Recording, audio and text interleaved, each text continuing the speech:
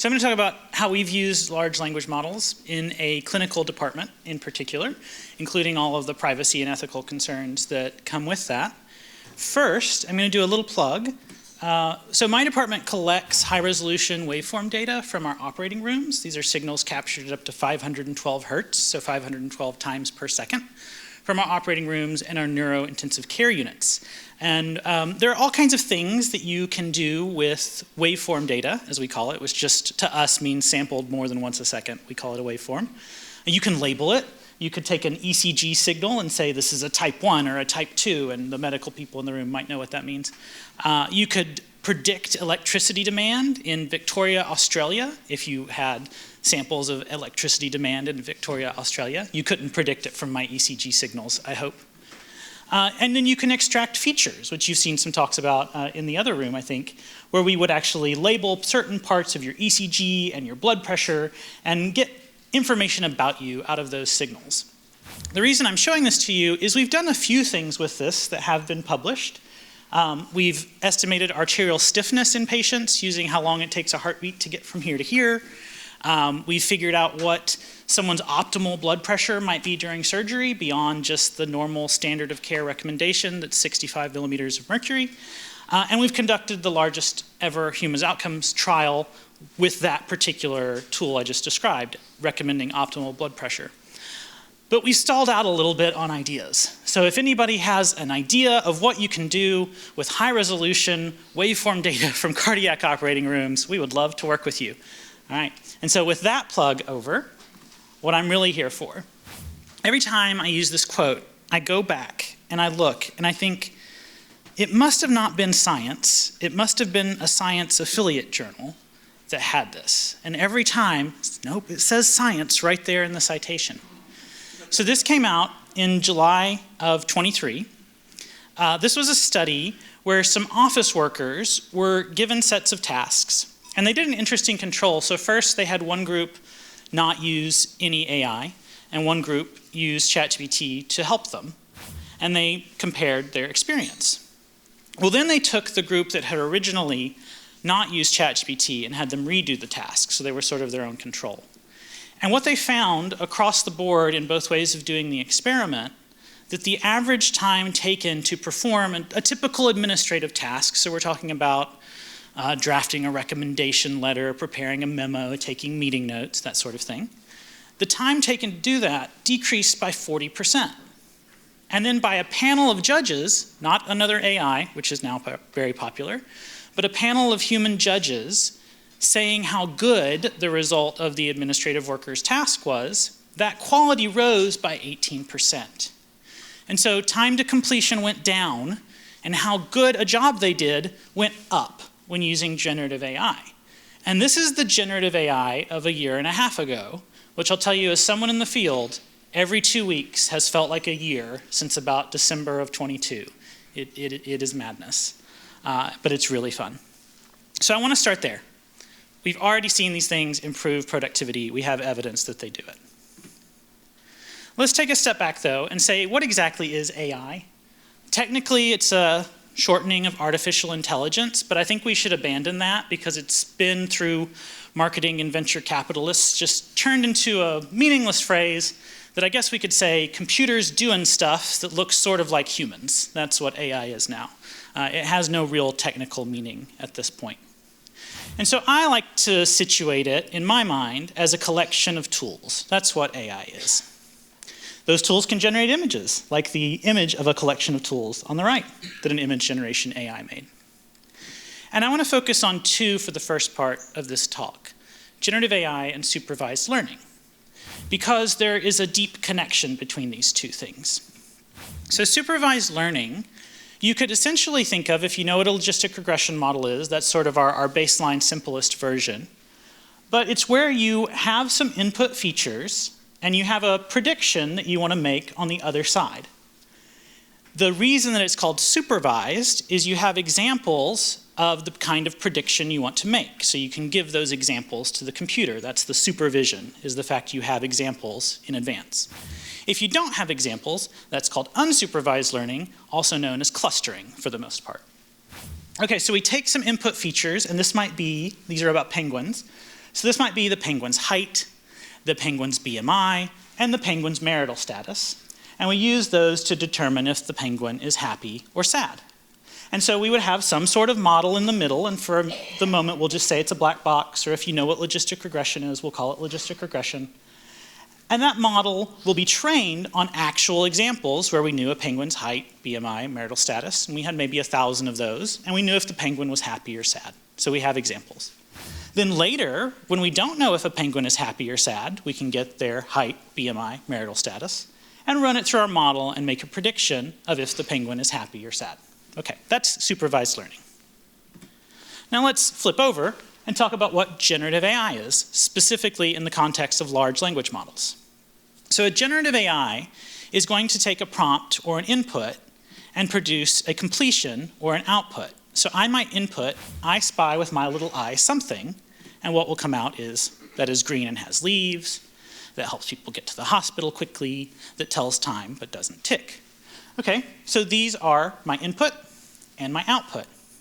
This is supervised learning. At its core, it's the same thing that statisticians have been doing for a long time. You can think of it as very, very, very, very, very fancy logistic regression. Here's exactly what I mean. If I take that input, I spy with my little eye something, call that A, I might have the desired output of the word that. Then I would put back into the model my input, I spy with my little eye something that, and my desired output would be is. And we can keep this going. This is actually, by the way, what large language models do. This is what Claude, ChatGPT, Gemini, Llama, whatever, are doing. Every time they generate a new word, technically token, but I'm just going to fudge for the purposes of this talk. Every time they generate a single new word, they reread the entire thing so far, including what they've generated.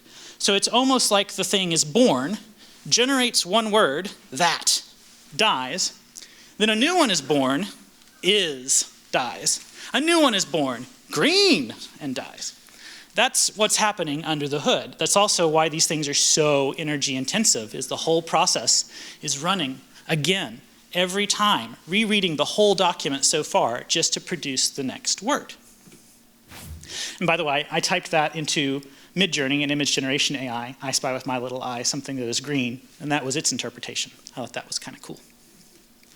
So out of what I just told you, you can develop a mental model.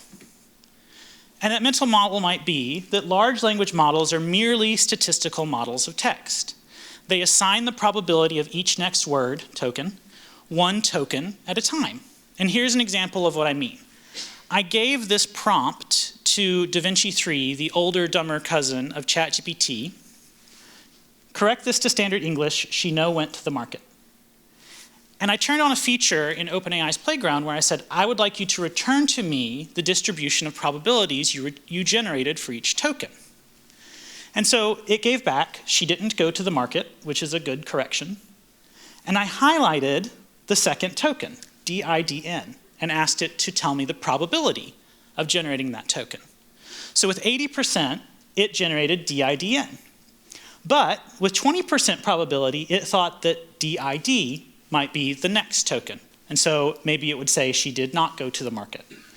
But each time it goes along, it really is producing a distribution of possible next tokens and then giving you back one of them based on a sampling probability. In this case, it gave us back the most likely token, but it doesn't actually have to. It could give us back the second or the third most likely. Okay, so that is very much a valid mental model. Every time these things produce a word, they've created a distribution and then sampled that distribution. But it's not a helpful mental model. I can't do anything with it. So here is a better one. Any high quality large language model, I claim, is a universal simulator. That is, it can simulate any process that produces text on the internet. Now, I'm not making claims as to how well it simulates it. I'm just saying it simulates it. An example of a process that produces text on the internet is humans. And that is the mental model that I carry around, a universal simulator. And you might ask, where does that metaphor break? It's good to know the limits of our mental models. So what if I ask it to simulate a super intelligent AI? What will happen? Well, there are no superintelligent AIs in the data set to learn to simulate. As far as we know, there were no superintelligent AIs generating text for GPT-01 to learn from back in September 23. And so since there are no actual superintelligent AIs for it to learn how to simulate, it will instead use the fictional superintelligent AIs that are in its data set. And I offer as a proof that we will get simulations of fictional superintelligences this other prompt that I handed to DaVinci 3, open the pod bay doors, Hal, and it responded, I'm sorry, Dave, I'm afraid I can't do that. And it was very certain that sorry was the next word, because assumedly it has in its training data, and in violation of copyright law, a copy of 2001: A Space Odyssey script. I am not a lawyer. These things are very data hungry and very compute hungry. That's why it requires, essentially, the violation of copyright law. I'm not a lawyer. GPT-3, in particular, the one that I generated those examples with, was trained on 375 billion words, which, so that you can conceptualize it, would be like listening to me talking for 12,000 years. Or sorry, speaking for 4,800 years, or typing for 12,000 years, or reading silently for 2,600 years. It's a lot of text. That's why, until DeepSeek came along like last weekend, it was only massive mega corporations that were producing these things, because they also require a lot of compute.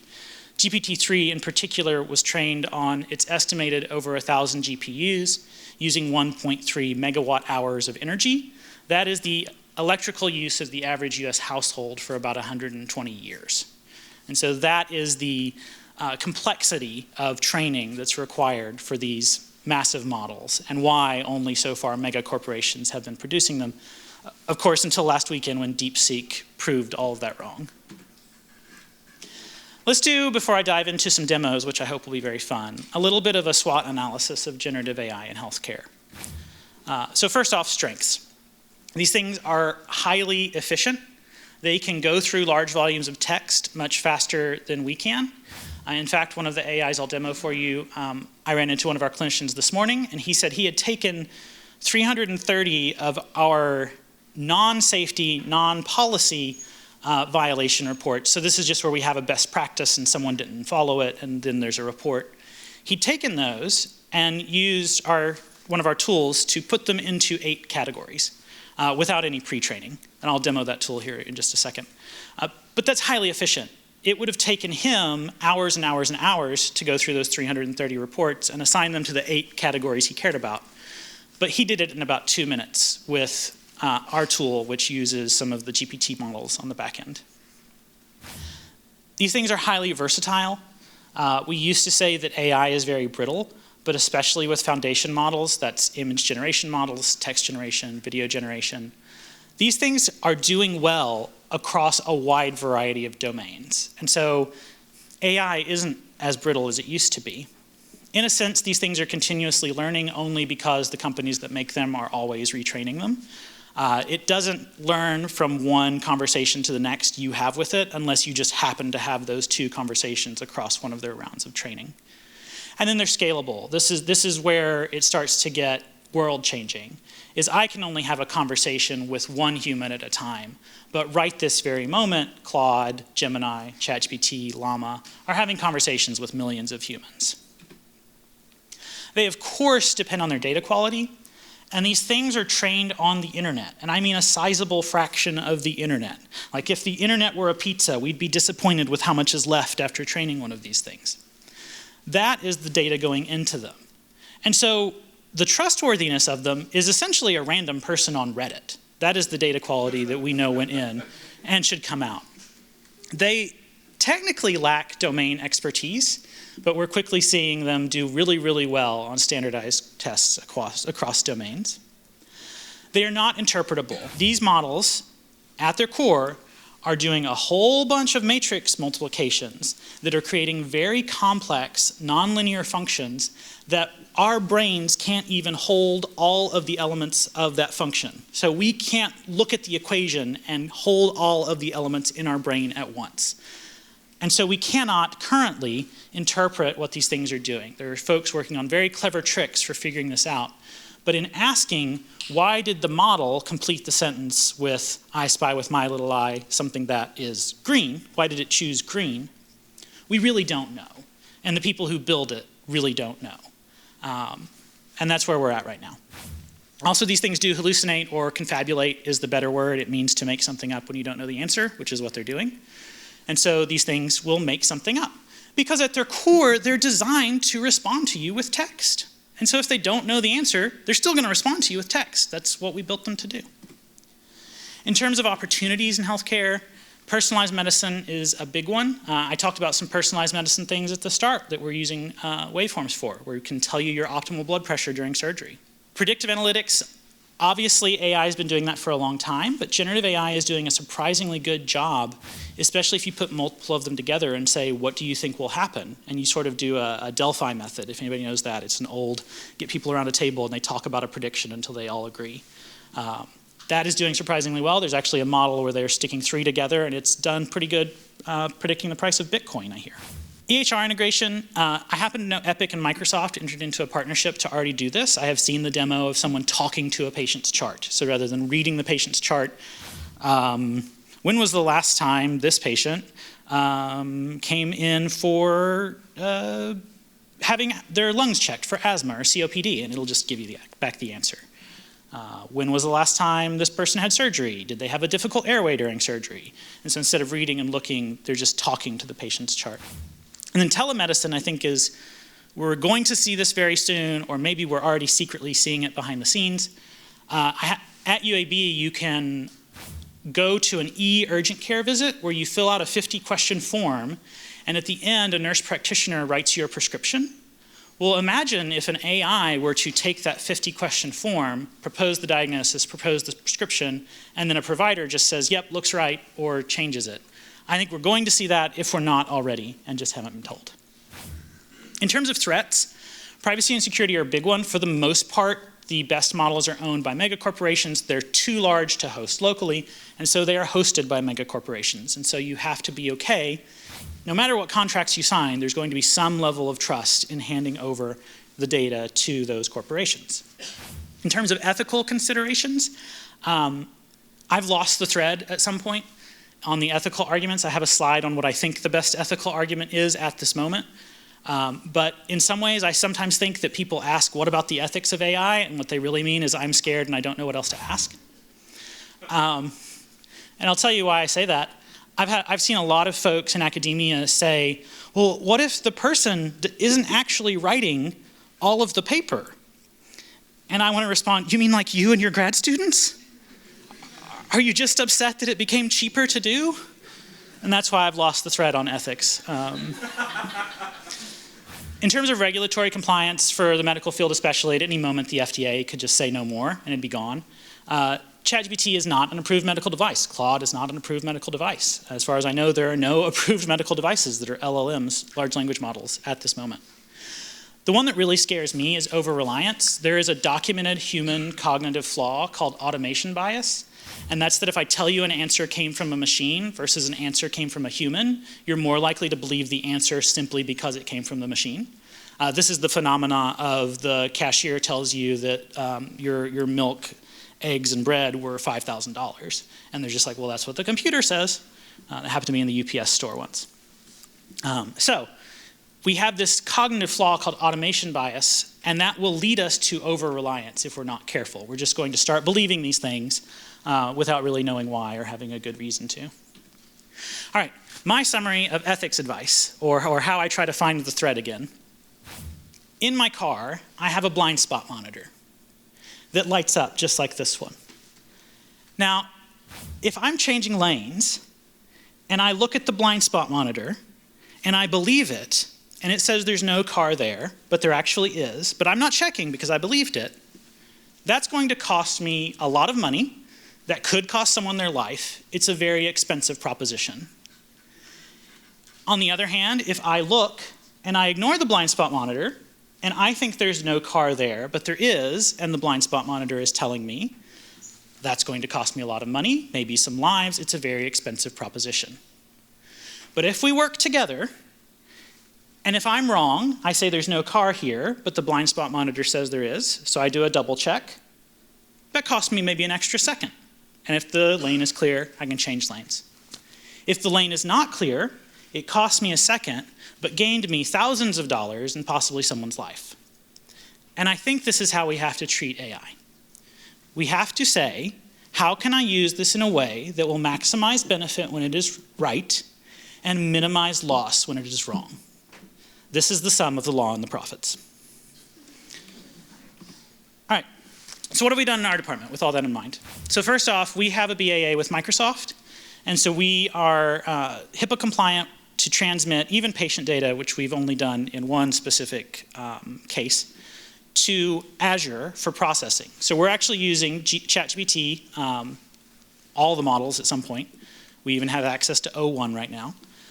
We're using OpenAI's models. I don't prefer them. I'm not saying they're the best. They're just who we happen to have a contract with at the moment. Even though we have that BAA, even though everything is HIPAA compliant, we are still trying to keep as much data as possible on premises, only communicating what we need to the chat model, and then integrating it back. So we're doing a lot of integration of good old-fashioned code to actually make it look like we're sending more private data than we are. We're taking things out and reinserting them at the end. So we're trying to be very careful with this.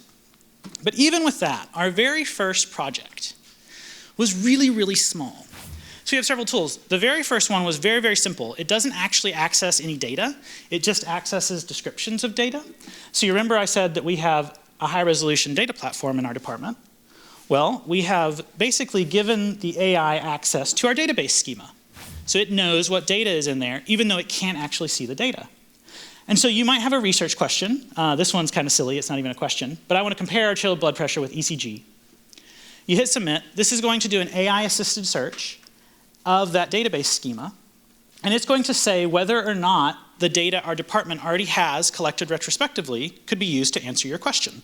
So in this case, we can say, oh yes, we do seem to have the retrospective data. Here is, in fact, what you should request from the data experts. And because sometimes our clinical researchers struggle with this, it will even rephrase it as an actual hypothesis for you. That was our very first tool, very first thing we built, because we weren't sure what was allowed. It's also one of our least popular, so maybe we won't keep it around too much longer. Our absolutely most popular tool by a lot is this one, our literature search tool. And the way this works is I can enter in something very simple. So I put in lidocaine usage by race. Again, that's not a real research question. I'm going to hit find articles. Our tool speaks PubMed. So I know this is not a medical conference, but PubMed is the repository of literature that MDs trust more than any of the others. In fact, if you find something and they can't find it on PubMed, you'll often get back, well, is this a reliable journal? And I say, well, it says IEEE at the top, and so I think so. But anyway, they trust PubMed. So our tool speaks PubMed's query language, and for educational purposes, it'll actually show you the query it generates. And it will generate multiple queries until it finds at least 10 articles. So had it not found 10 articles, it would have tried again. It would have generated a different query, tried again, et cetera. And then what's really, I think, exciting about this is it will return to you a summary of the first 50 articles it finds, sorted by PubMed's importance algorithm, including citations, including a bibliography. And what you might say is, well, how do I know those aren't hallucinated or confabulated, which is exactly the right question to ask, because every other tool I've seen will hallucinate citations.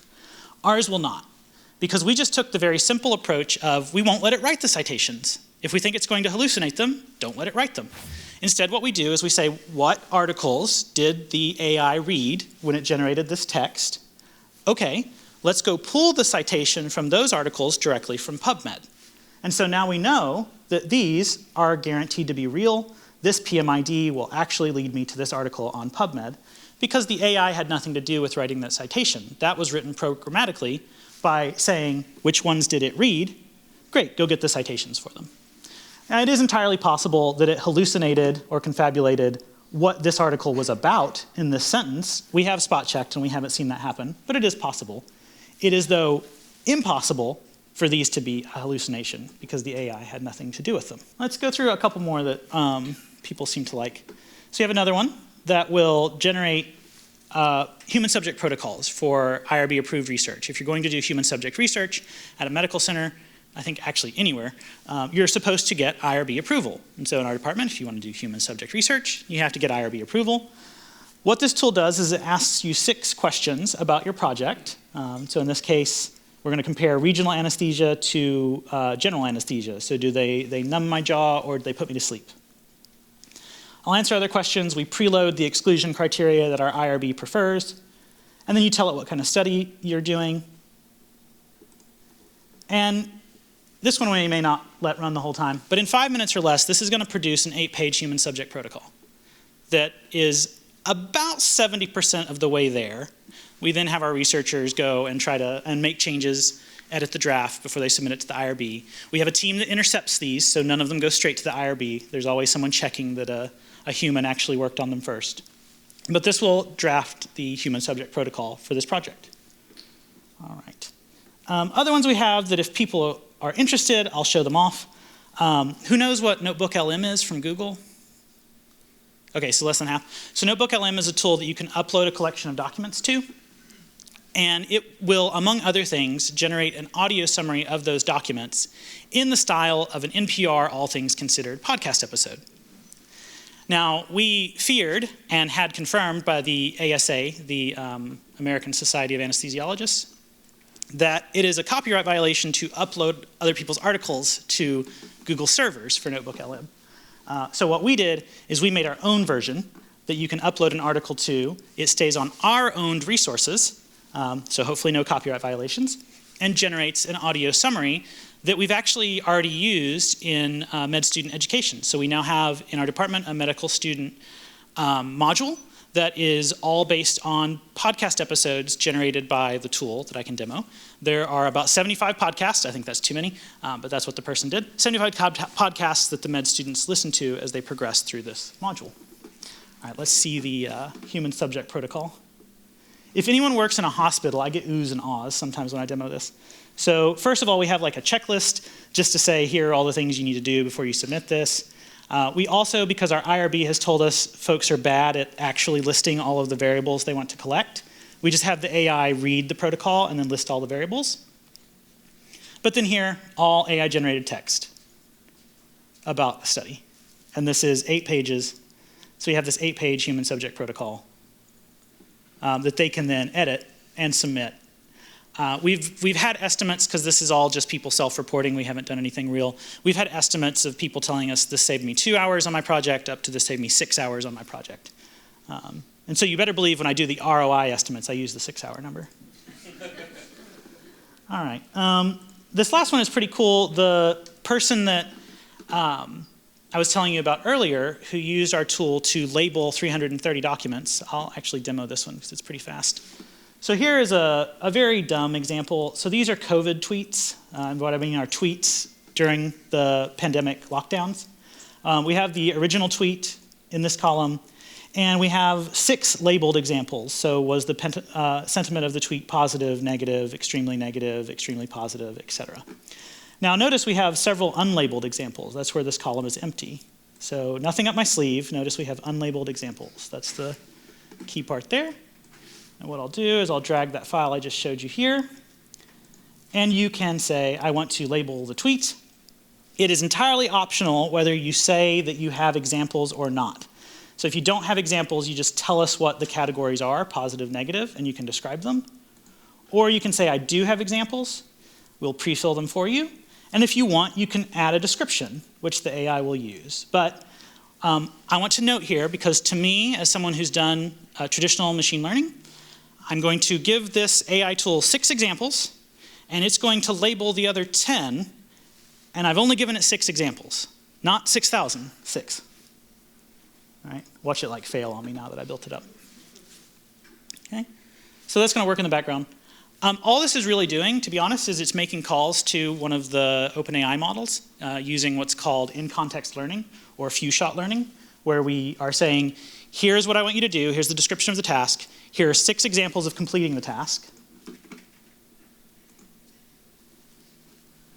And now we have labels. I know those are hard to see, but this first tweet, it labeled as positive, for example. And then we have it provide a rationale. So I'll just read you the first bit. This passage promotes the availability of high-quality couches at low prices. A real concern during COVID, apparently. But that was a positive tweet, and it explains why. Now, for those who are familiar with LLMs, we're using what's called chain of thought reasoning. So this rationale is actually used in generating that prediction, that label, through what I guess, because of DeepSeek, we're now going to call the think step. So this is the content of the think step. It's still not a real answer to why did it label this way, because the answer to why did it label it positive is a multifactorial nonlinear equation that we can't hold in our heads. But it at least makes us feel good that it gave us a rationale.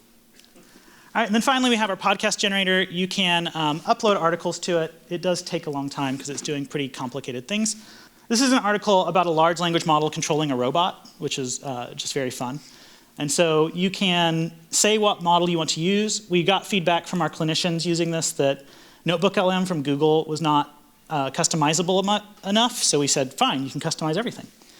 You can say if you want a podcast, a lecture, a summary. So what kind of audio will it generate? Who's your target audience? How long do you want it to be? Shorter than this talk, of course. And if you really want, you can directly edit the prompts. We've even given people that ability. All right, so I'm going to let it generate audio, and just for the sake of attention spans, I'm going to play you what would output Julia Child style. I already had one in the oven. Welcome to today's episode of Health Tech Talk. I'm your host, and today we're diving deep into the fascinating world of artificial intelligence and physiology and how they are transforming. We'll just do like 20 seconds, don't stress out. What exactly do we mean when we talk about artificial intelligence in healthcare?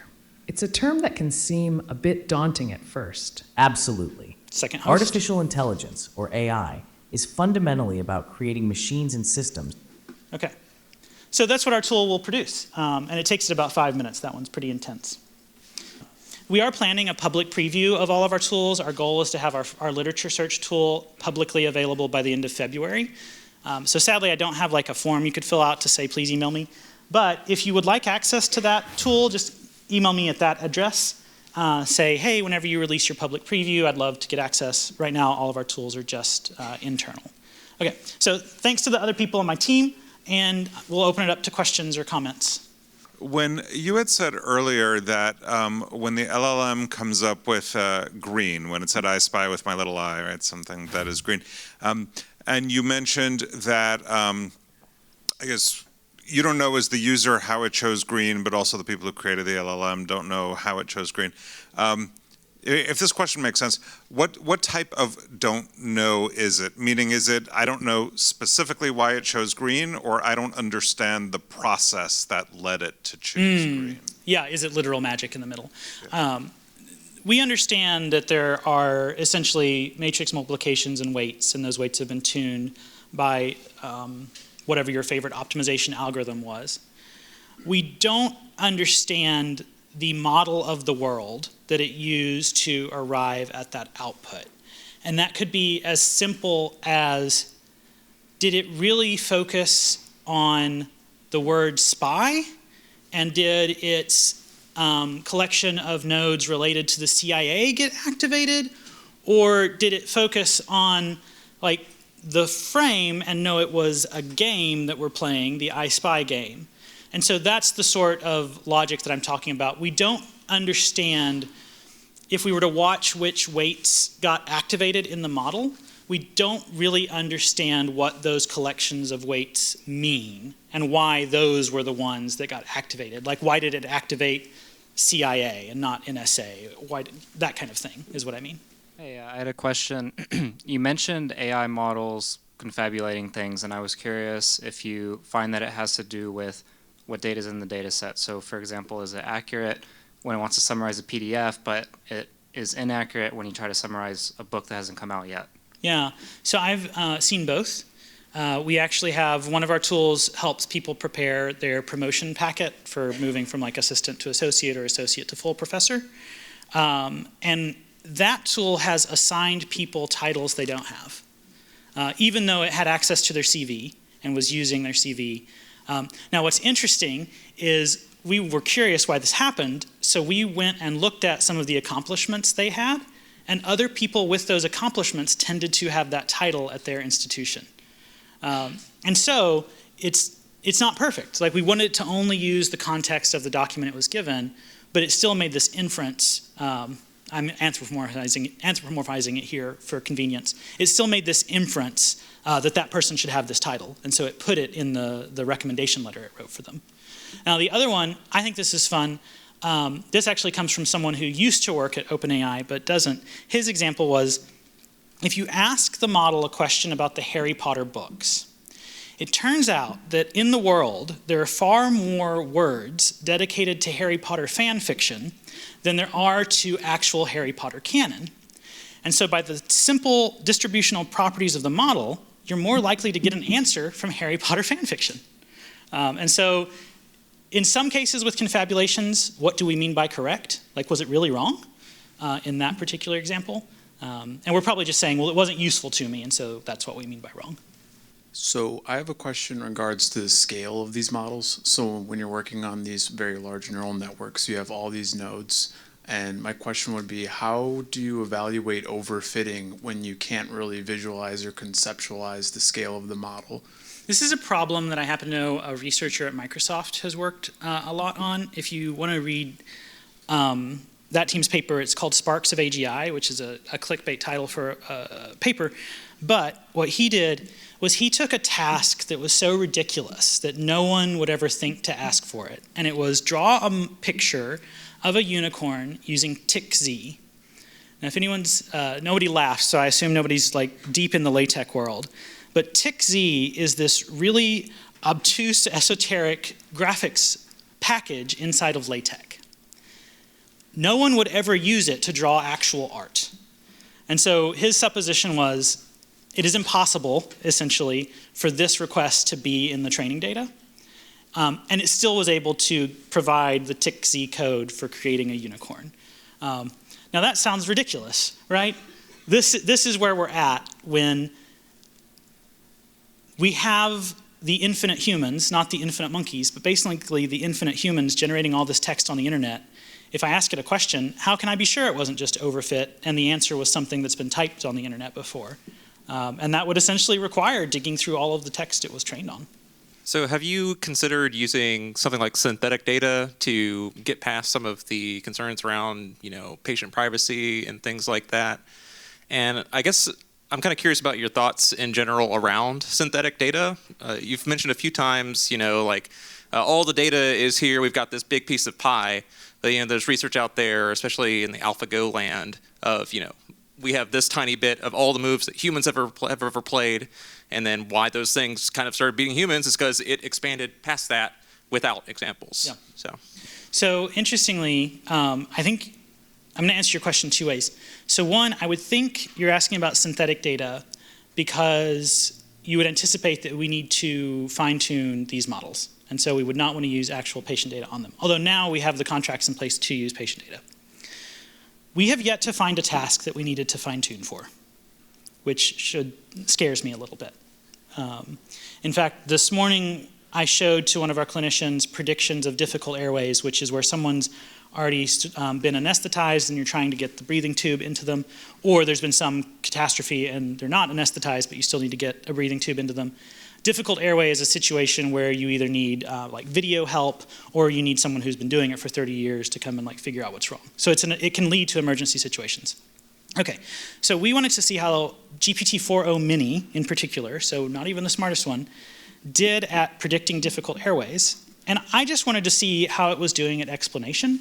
So I gave him our clinician, 4 explanations at random and just said, do these even make sense? He was like, those are totally right. He was shocked too. And so that's not real data. I'm not reporting statistics on that to you at the moment. I will in a paper later. But that kind of thing, we just keep coming across. And when we reach a place where the existing model seems like it needs to be fine-tuned, someone releases a new one that it looks like doesn't need to be fine-tuned. Okay, so that's my first answer to your question about synthetic data. Second, these things are fantastic at generating synthetic data. So I had a project where we wanted to explore if one of these models could summarize medical resident applications. If you're not in the medical field, they use a expert apprentice model, and so you're called a resident when you're an apprentice.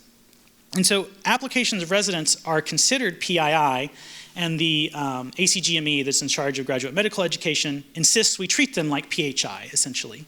So we couldn't just give people's applications to Microsoft. So instead, I found an application, I looked at what all of the parts of it were, and I said, "Dear ChatGPT, will you please create a 30-page document that is a medical resident application and has these properties?" And it did. And then I showed it to clinicians, and they said, "Oh, wow, yeah, we should recruit this person." So that's the kind of thing that we're doing with synthetic data, anyway. Yeah, so, and I apologize, I'm not in the medical field, so this may come off as weird, but when you come across a situation where you have two experts in two separate fields that are integrating for a good solution for a patient, have you tried or thought about trying to tune two separate models to communicate with each other in what a lot of folks refer to as infinite backroom kinds of conversations? I was curious if that's something that you've worked on or thought about. We just got to our first project with patient data because we've been trying to make sure we are checking all the boxes for the law along with our own ethical considerations. And so we just got to where we're comfortable doing this with patient data. And the Difficult Airways project is the one we're going to do it on. And I have a feeling we're going to try what you said, but we haven't tried it yet. Have you worked with any like numeric data sets, or are most of the tools working with like textual kind of free text type data? As far as working with large language models, we've only used text data for the most part. We are working, we've built traditional machine learning models on tabular data, so we have that experience. We're currently, for this Difficult Airways project, what we're planning to do is we're going to build an EHR model, which will be traditional machine learning, some sort of natural language processing that might be ChatGPT, it might be BERT, one of the older ones, and then plus imaging. So if you were at Sandeep's talk about an hour ago in the other building, he's helping us actually use images of airways. And so we're going to combine all three of those models. I still think if you have tabular data, your best bet is a statistical or machine learning model. And then if you have text too, you can do a stacking classifier or a voting classifier or any of the traditional ways of combining two models' answers.